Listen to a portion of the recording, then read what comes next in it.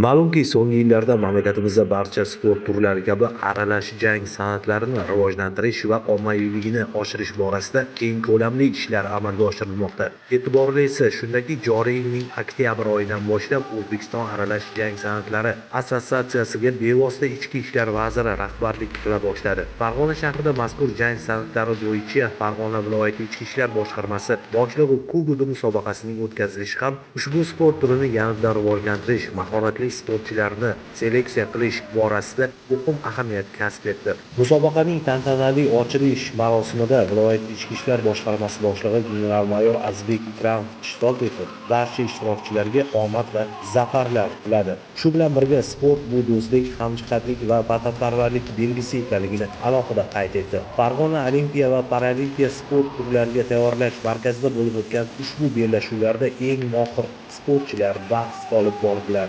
O'z navbatida do'stona ruhda, halollik va shaffoflik asosida o'tkazilgan janglar tomoshabinlarga ham unutilmas zavq ulashganligini alohida e'tirof etish zarur. Yakunda esa eng mahoratli sportchilarning qo'li baland keldi va ular boshqarma rahbariyati tomonidan munosib taqdirlandi. Bu kabi sport tadbirlari muntazam o'tkazib boriladi.